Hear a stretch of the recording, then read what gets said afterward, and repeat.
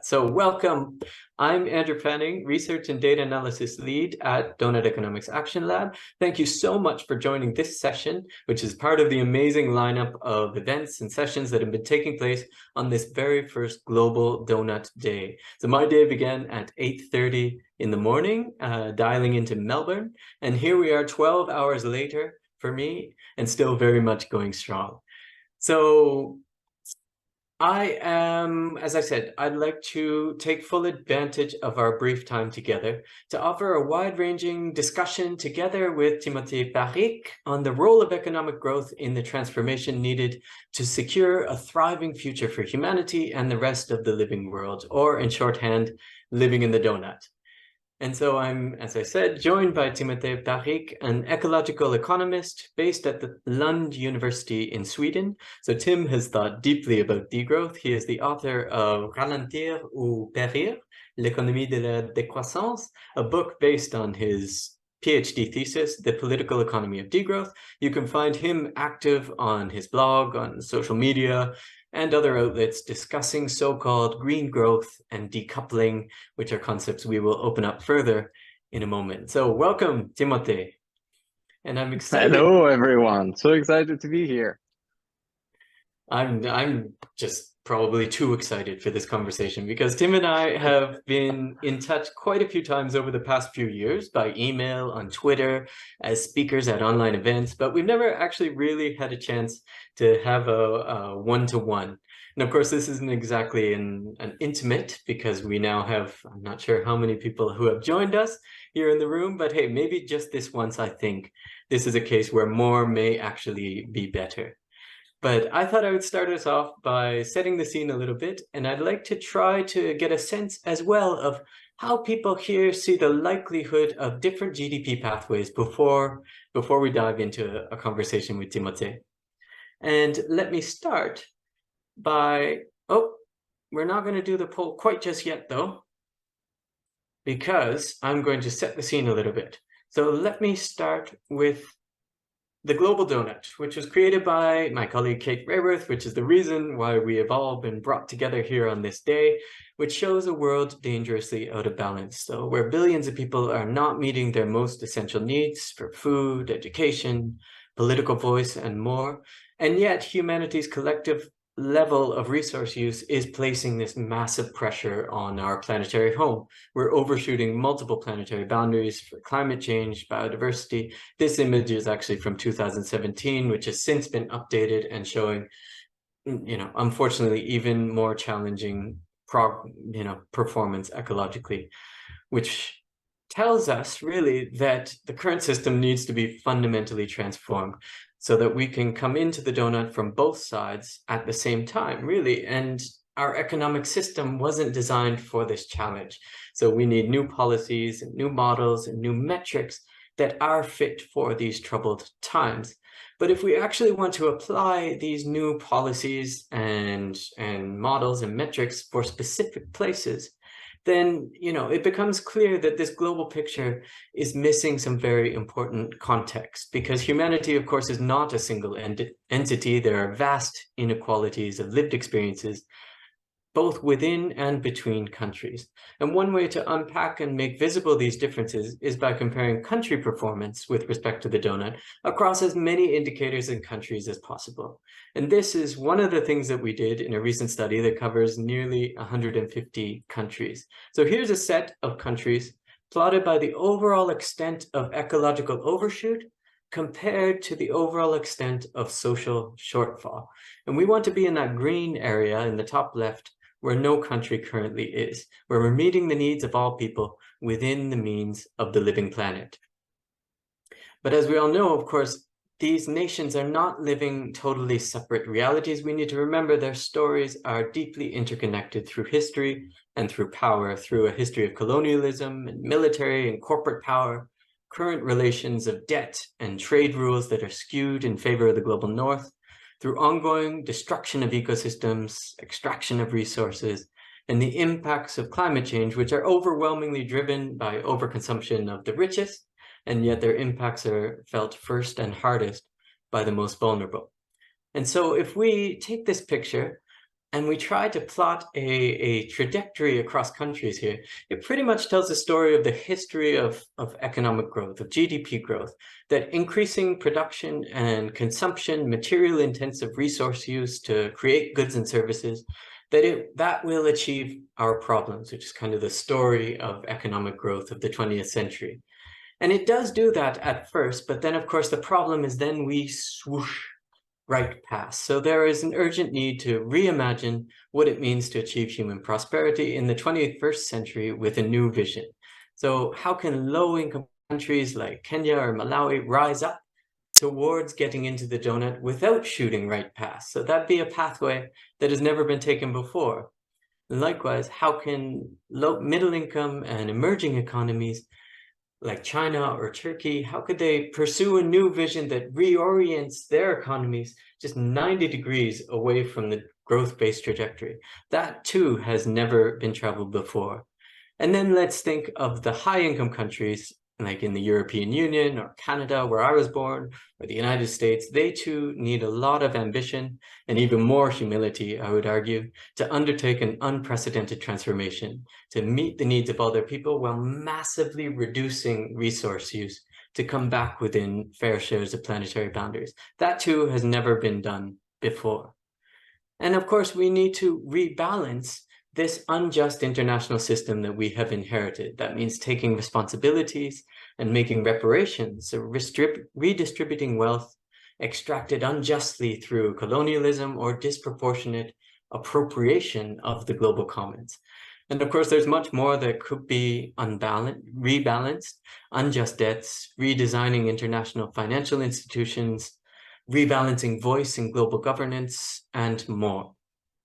But if we zoom in on these reduced countries, the richest nations that the world has ever seen, in terms of economic activity at least, then I think that we can acknowledge in many narratives, there's been an alignment on this goal that we do need to reduce resource use to come back within planetary boundaries.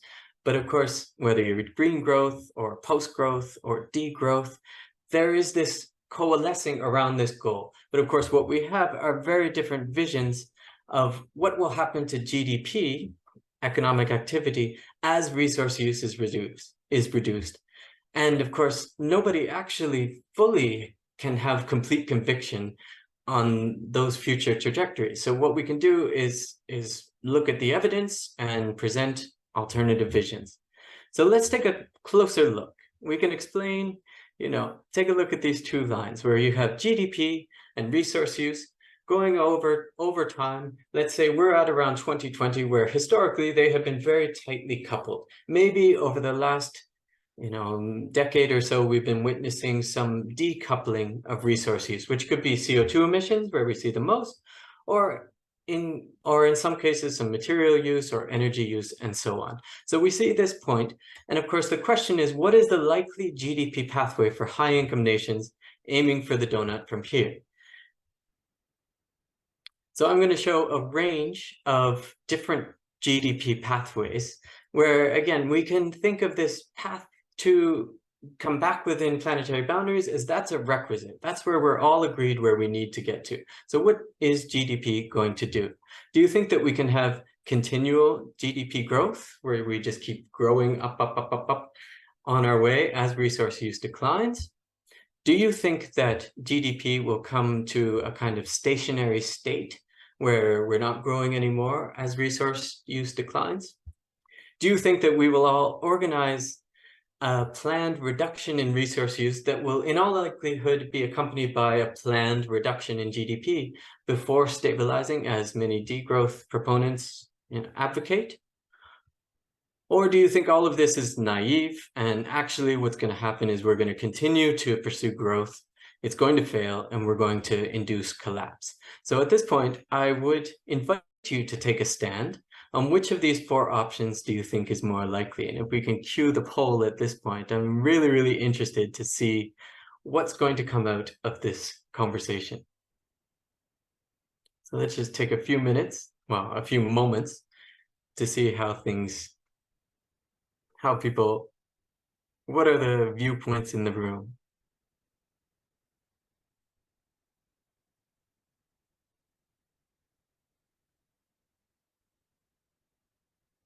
And just to state, this is, of course, anonymous and not a representative sample at all. You will not be held to this viewpoint.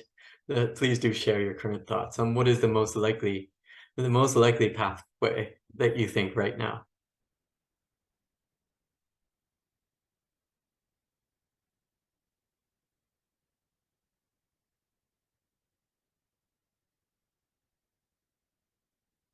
All right, I'm seeing, I think pretty much everyone has voted. So let's take a look. Let's take a look at the results here. What do we have?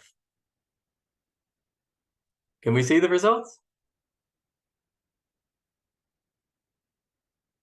Can people see the results? I'm not sure. Leo, you want to give me a thumbs up? No, you can't? Oh, shoot. How about now? Yes? Okay, sorry, technology is making an appearance right now. But I think if you can see the results, what do we have? So first thing to notice, actually lots of different views in the room. And I think that it's worthwhile to recognize, and maybe we're not always so prepared to make space for this type of thing. So continual GDP growth, I'm seeing 15%. Equivalent levels on stationary state and degrowth around 17% each, and 50% of the room, so half of the room, believing at this moment in time that a collapse is the most likely pathway. So that is, I mean, a lot of the diversity in the room that we should make space for. I guess what it also illustrates to me is that there's some huge uncertainty in this room as well, because, you know, if we think about it, 15% going for continual GDP growth, that would be 85% of the people do not have the conviction that pursuing continual growth is going to be the pathway to come back within planetary boundaries. And that, to me, that really raises an ethical question of how we should act in the face of this uncertainty, because a precautionary approach would argue that we should assume the worst, right? Which to me suggests that we fundamentally need to change course and move away from this dependence on continual growth that is baked into our institutions and our policies. They're effectively constrained to offer options that only pursue this continual growth option. So I think that there's been a whole lot of people who've been thinking about how to remove this structural dependence on growth, which brings us maybe to the next point where we can speak to Timothée and hear some thoughts. So let me stop sharing there and jump into the next part. Thanks so much for that. So, Timothée, let's get to it. Fantastic. So you have been busy. Congratulations on your book. Congratulations. It really seems to have struck a chord in the French-speaking world. I've seen you've been, very, very active with podcasts and events and on your blog and so many things. So, I mean, I guess just to start off, can you tell us about your origin story? I found so many ecological economists, including myself. We can point to a moment where we've been bitten by a radioactive spider, or choosing the red pill in the Matrix, where everything changes. My superhero story.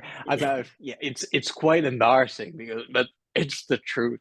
So I used to be a very arrogant neoclassical economist. Like when I went to study a bachelor at university, they gave me mainstream economics, and I took it. And I was this kind of very annoying Gary Becker style economist that was trying to just prove everyone's wrong. Like, you're a sociologist, you're a philosopher, you're a client. Like, I'm going to show you economics is just the best. And third year, they send me for an exchange in Sweden, and I take my first course in sustainability science. And I'm like, climate change, what is that? Small economic problem. Let me show you the power of economics. And then I realized that the power of economics is not a superpower at all. I realized it was actually more like a cognitive disability. I'm like, I'm not equipped to think about that. And so for me, that was a big I've been spending 2.5 years investing into an analytical framework that is actually just closer to LARPing than, something actually useful to explain the world. So I came back with a lot of humility and be like, okay, how do I equip myself? And the first thing I stumbled upon was Herman Daly's work. And Peter Victor has been writing a book. I think the title is Herman Daly's Economics for a Full World, which I can recommend, and Herman Daly's work overall. And I think the first book I read from him was the book from the 1990s, like the Economics of Sustainable Development. And I was blown away. Like for me, that was my restart. I restarted from ground one and was like, okay, Tim, now, okay, I've got 3 years of economics behind me. I need to restart again from these new foundation. And that's actually when I fell in love with economics, when I started to understand that economics was much more exciting when you re-embed the economy in nature. That's great. Well, I mean, in my case, it was 6 years in. So you're already doing better. So I was 6 years into a formal economics, just mainstream education, until I had the privilege of discovering Herman Daly and ecological economics. So you're already doing better than me there. So the title of this session, though, it's From GDP Growth to Thriving in the Doughnut. So I guess it's worth briefly discussing the first part, right? Like I know you've thought a lot, what's wrong with GDP growth as a macroeconomic goal? I mean, I've got this 3-step argument that I like to use. So the first one, what's wrong is that it's biophysically unsustainable. And to be more precise, we should say the pursuit of economic growth in high-income country. So over decades and decades, let's say the endless pursuit of growth that never ends, always end up hitting some kind of ecological boundaries. And that's the debate you've been mentioning between, can we decouple GDP from environmental pressures and grow forever in a dematerialized, world, or can we not? I think, following the theoretical foundation of ecological economics and more empirical work, studying that actually existing decoupling, I maintain that somehow, there is no infinite growth on a finite planet. So we are back to Kenneth Boulding in the 60s and Nicolas Georgescu-Roegen and Herman Daly. So that's the first biophysical limits to growth. But then I've developed 2 other steps to be like, what, even in a world with infinite resources and with the bulletproof ecosystems that never degrade, then economic growth, or again, the infinite pursuit of economic growth, will hit another limit, a social limit that has to do with another limit that we don't talk about, that has been very well studied by feminist economists since at least since the 1990s, which is what some people call temporal capital. Let's just call it time in general. A day is 24 hours. If you spend, more hours within one paid job, it means you will spend less hours doing something else. Before, economists thought that whatever is not paid is not, part of economics, and so we don't care. But now we realize that these so-called reproductive activities, they are essential to what we call the monetary economy today, in the same way that energy, materials, and ecosystems are absolutely essential to the economy. So if you, let's say, boost economic growth by trying to build McDonald's everywhere, and we all each take 1, 2, 3, 4 jobs, and we work 80 hours a week, then no one is writing Wikipedia article, no one is organizing, volunteer associations, no one is raising kids, no one is helping each other. And so society can reach a state of social recession. So that's the second limits to growth. And then there's a third one. That is my favorite. Imagine we have no biophysical limits to growth, no social limits to growth. But then what is the point of growing your economy if it's not raising standards of living? And I think that's the one you showed very well in your paper. Some countries manage to just increase their GDP without increasing the quality of life, or even while decreasing their quality of life. There was this paper which was called Wasted GDP in the USA that just came out by Morton Tonneson, and he's comparing the US as a case of what he called wasted GDP, because he's calculating that 27%, in between 27 and I think almost 40% of US GDP is actually wasted because it was not completely decorrelated from indicators of quality of life. And so in that perspective, if you have GDP growth that is not creating quality jobs, that is not reducing inequality, that is not eradicating poverty, that is not just increasing the quality of public services, and that is not just raising levels of well-being, why the hell are we just growing the economy for? So for me, that's kind of the ultimate, is just touching on like the raison d'être of economic growth in the first place. And when you put these three limits together, I think you get yourself a pretty good critique of economic growth.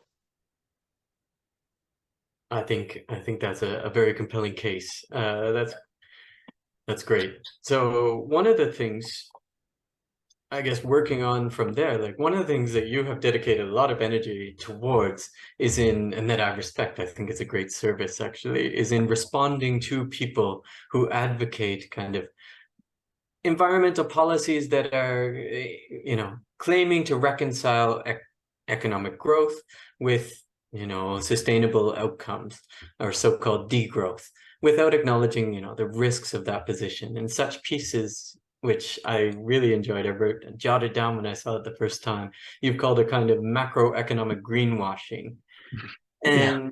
And these pieces just seem to come out with this exhausting regularity on some very big platforms, and that it's hard to keep up. So a couple examples to get your blood boiling if you want to get angry. So I remember we went back and forth earlier in the year when the economist Paul Krugman had a piece published in the New York Times saying, wonking out why growth can be green.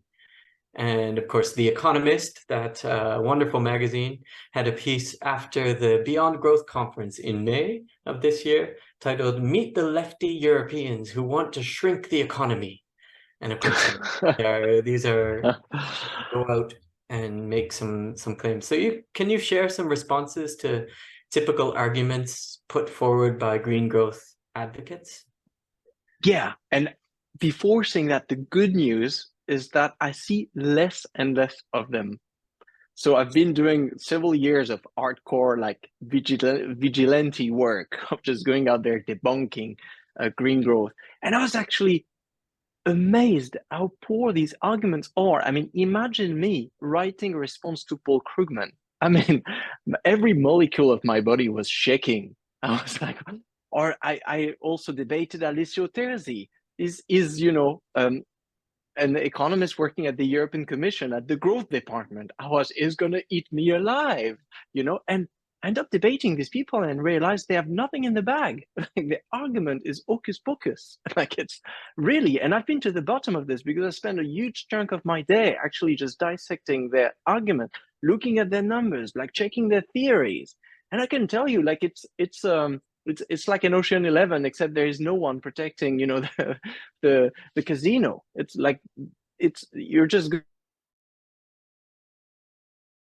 this very often, like, someone is bringing you the evidence or an argument arguing for green growth, and then you're just first starting by like, okay, what are you measuring? And very often you realize they don't take into account imported environmental impacts. So it's very easy to tell the story of how Europe has gradually dematerialized without looking at all the pollutive industries we've been exporting to the global south. Right now, we're starting to have better footprint indicators or consumption-based indicators where we take this imported impact into account, and that tells a different story.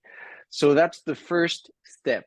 And then that step is like end of the discussion. I've never debated someone that went over that step. The second step is to be like, guys, secret.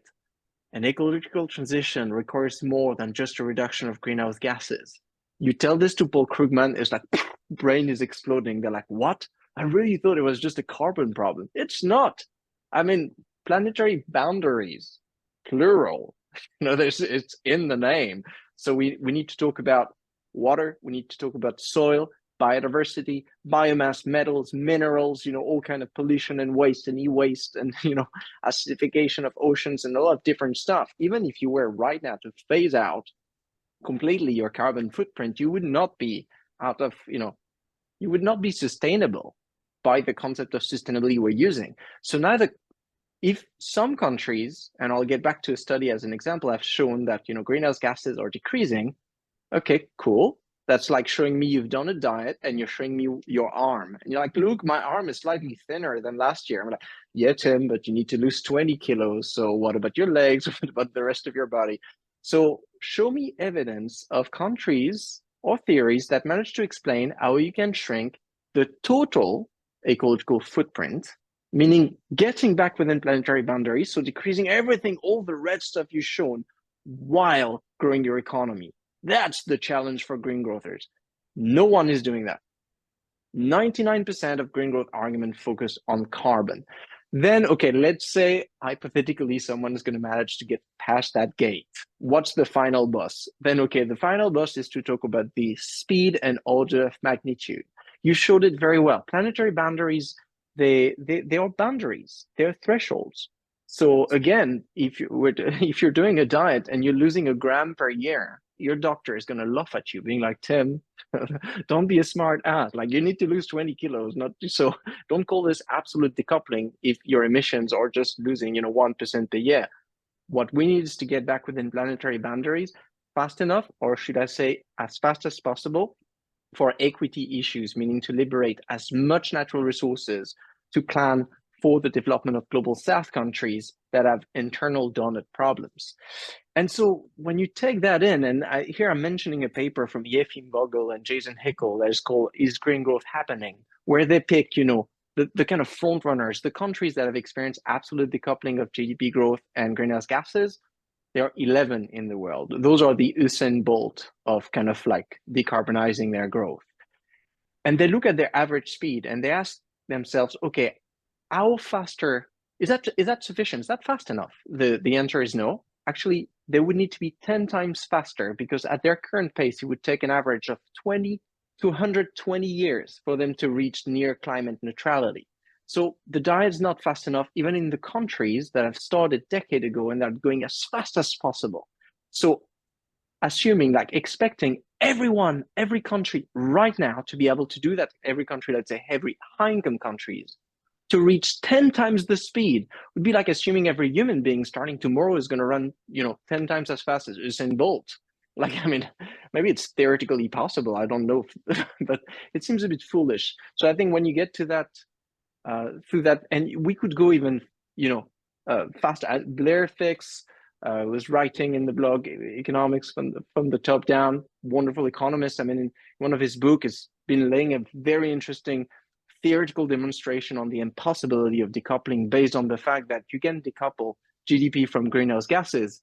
Let's say you ditch fossil fuels, but you cannot decouple GDP from energy use or material use. Because, I mean, can you think of a single economic activity that is not using energy, materials, or mobilizing some kind of ecosystem services?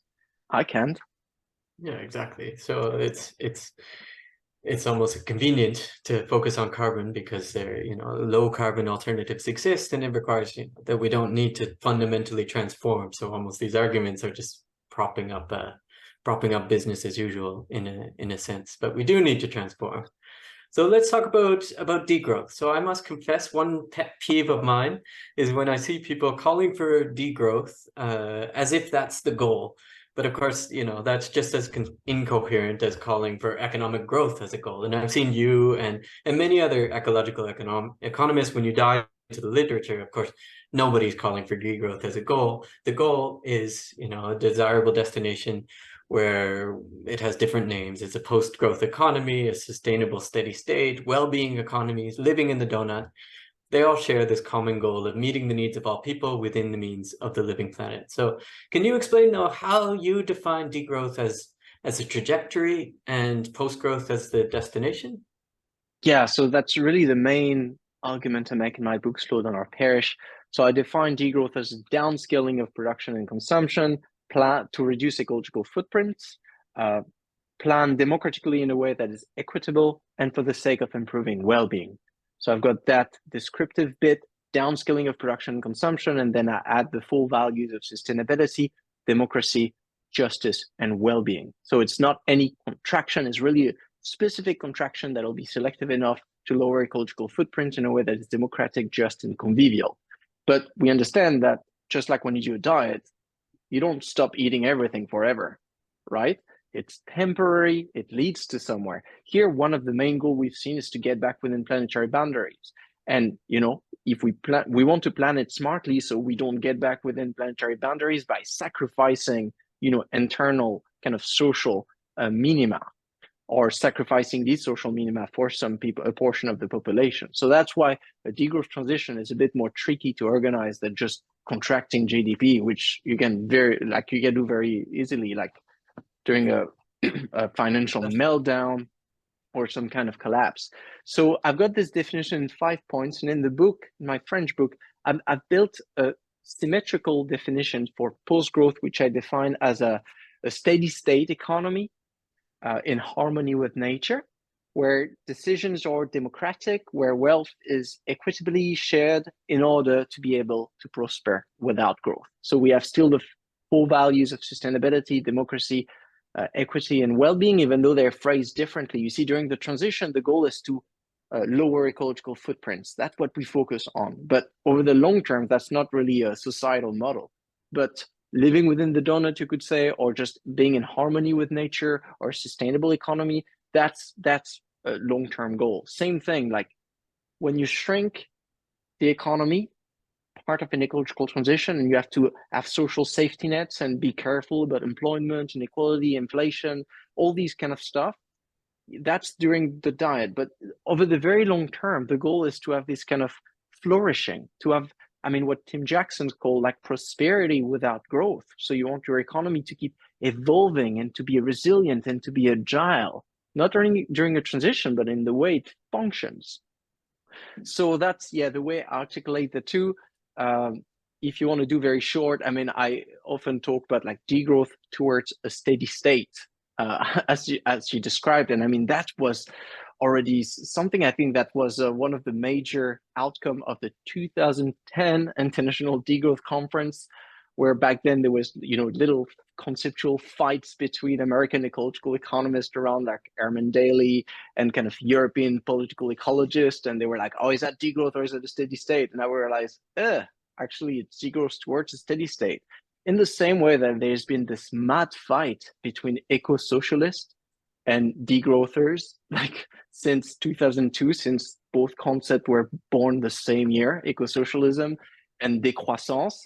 And now very recently, they've reconciled each other to say like, I mean, the goal is like these kind of eco-socialist degrowth. So a transition informed by the principles and values of eco-socialisms towards an eco-socialist economy, which again, here you can fit with many different words. I think that's what's interesting now, is that we have this overview, this kind of toolbox view, where we have different instruments for the transition and different utopias for the destination. And that's really where like the project has been gaining in wealth. And I think that's why it's getting more popular, and that it's more modular.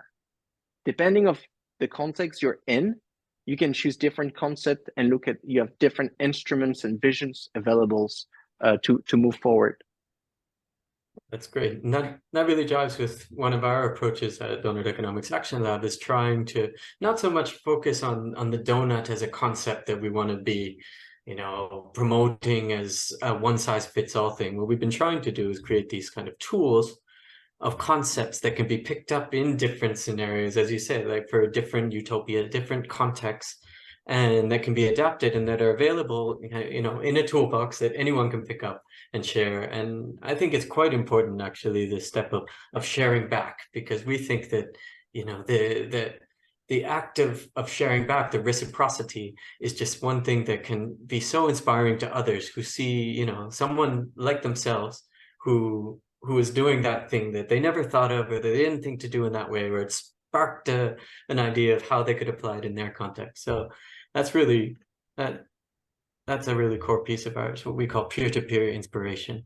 But it seems clear to me, I guess, just to wrap up on, and then I think we'll have a bit of time for some questions, that seems clear to me, at least, that over the past couple years, 5 years, that post-growth narratives are becoming seemingly more popular. And, there's been polls, there's, the ideas have been getting refined. And if we go with, that famous quote attributed to Gandhi, first they ignore you, then they laugh at you, then they fight you, and then you win.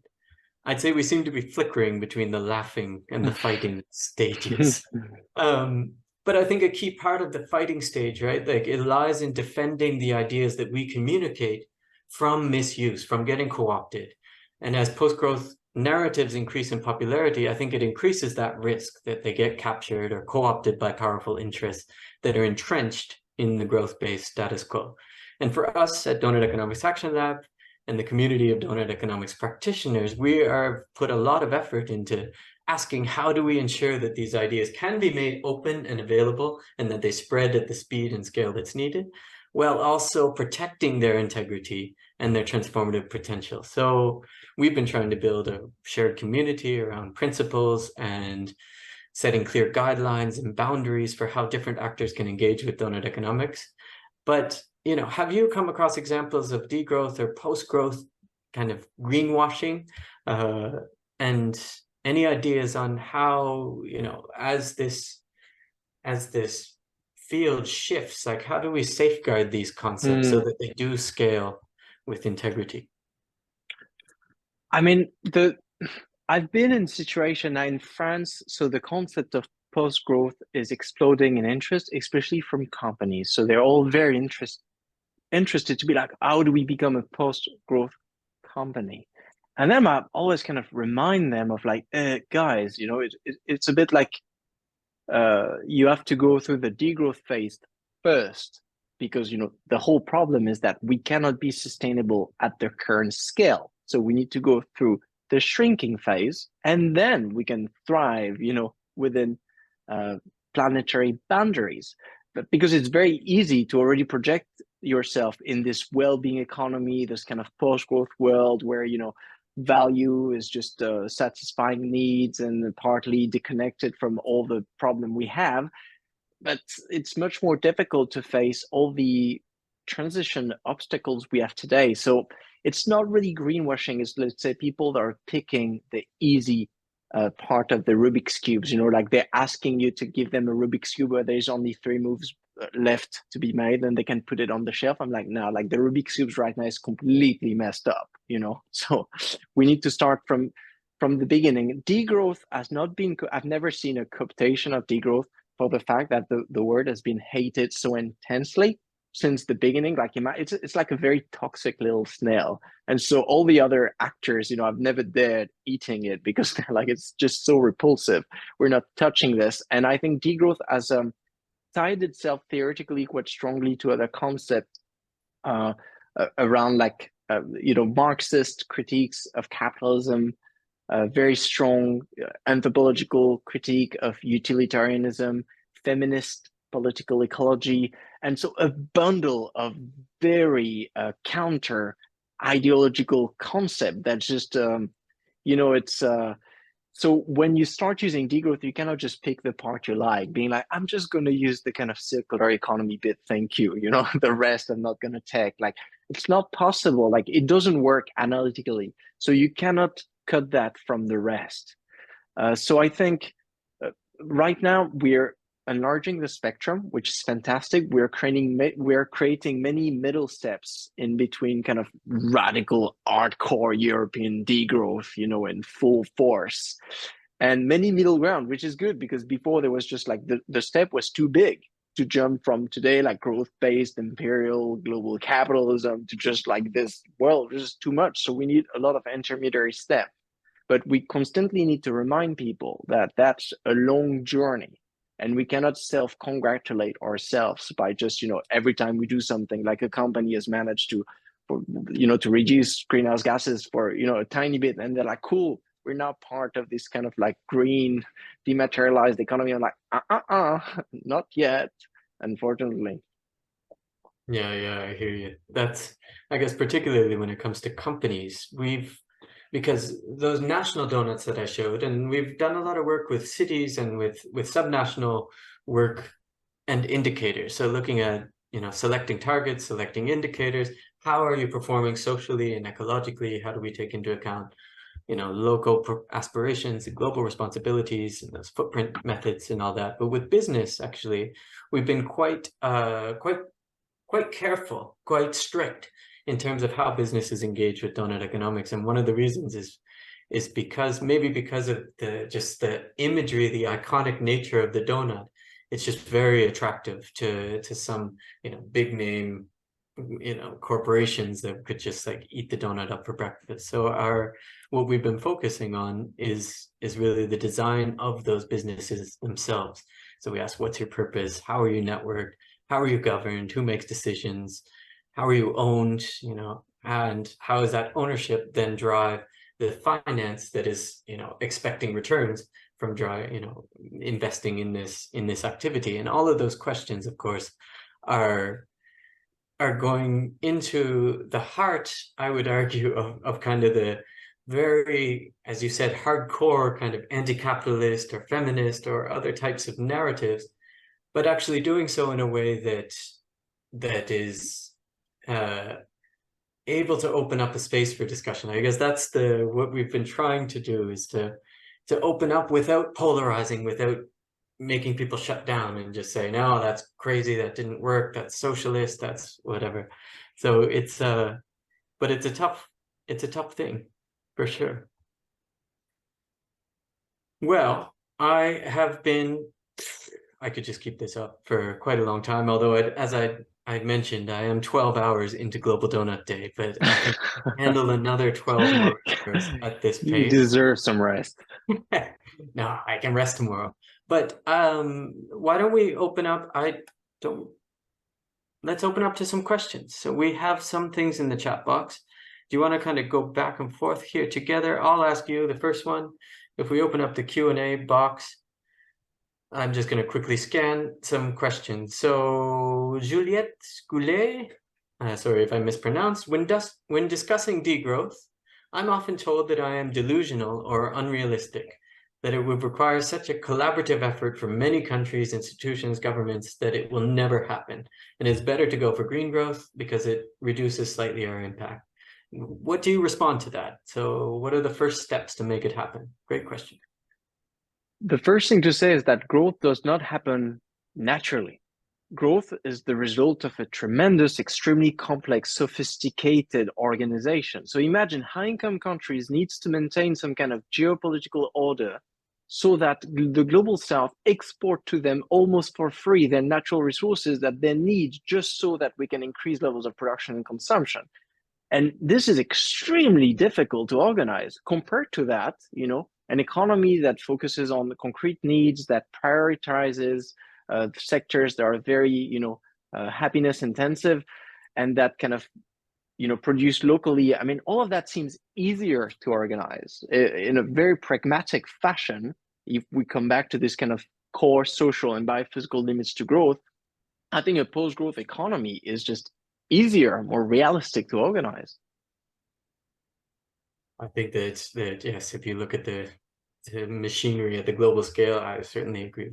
So Luis Palicio asks, are there any local or regional examples where degrowth has been put in place? And I can say that with Doughnut Economics, as of right now, there are more than 70 local governments who are kind of picking up the concept and playing with it in some way, whether indicator-based or to inform their decision-making, or different approaches.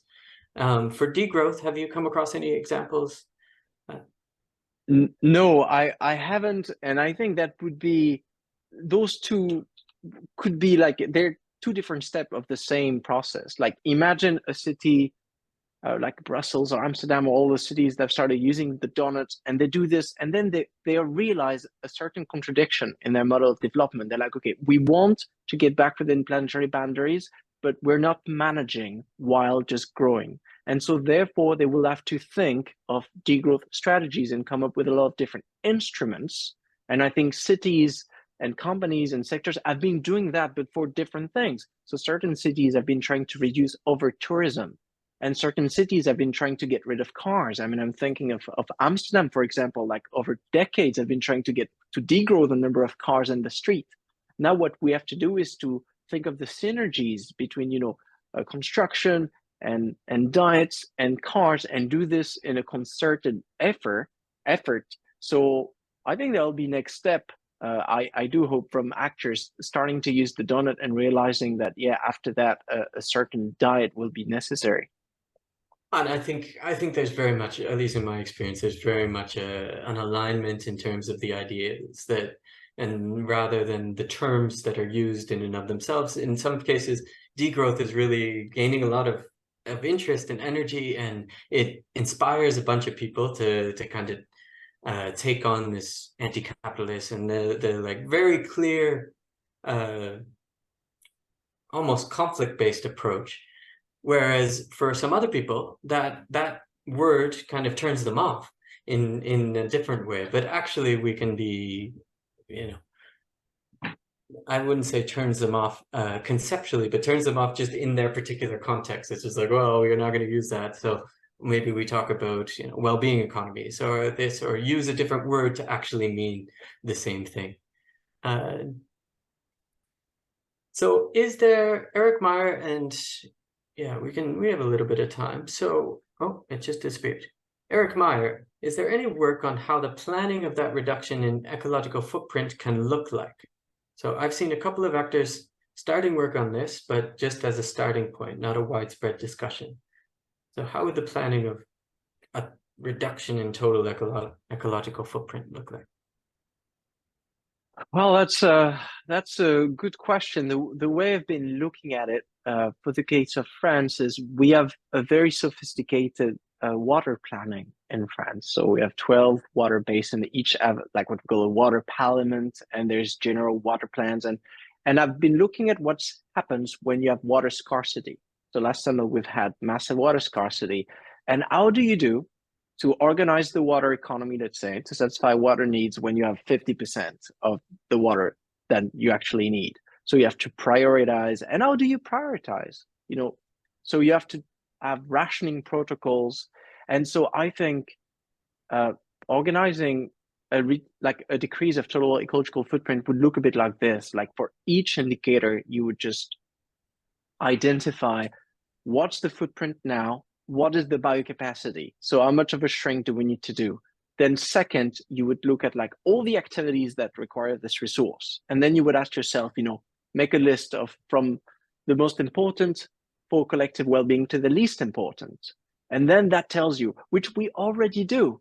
We do it when we do monetary rationing. If your income is divided by half or more because you lose your jobs, you know, you're not going to stop feeding yourself. You would start stopping other things. Same thing for a company when there's got a reduction in revenues, same thing for a city. So now imagine at the level of the economy, we'll have to do this, except we're not following a monetary constraint. We're following something a bit trickier, which is a biophysical constraint. So it's not a single number in euro, it's different numbers in liters of water, in tons of carbons, in ton of biomass, in number of species, in square meters of soil, these kind of numbers, but it's, let's say, a kind of multi-indicator biophysical rationing protocol.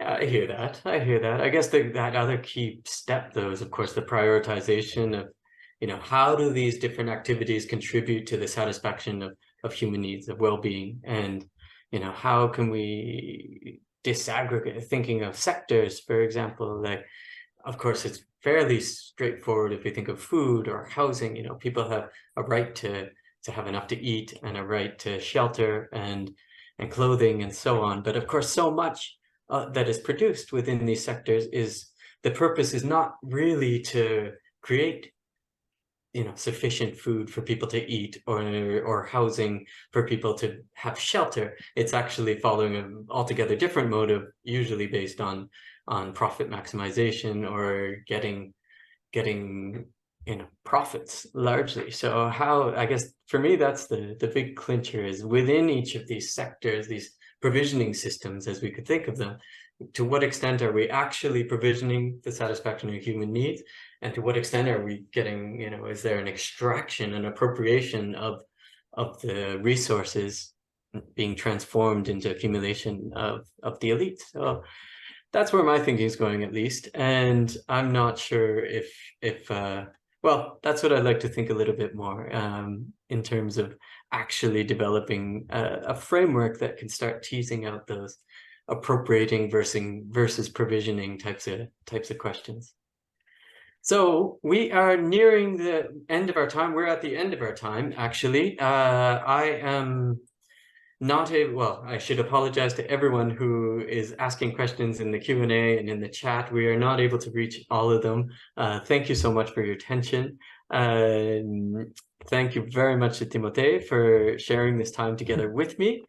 And we are now about to, you're all invited to join the next closing session of the Global Connections, which is coming up right after this, where people will be coming in, dialing in from all over.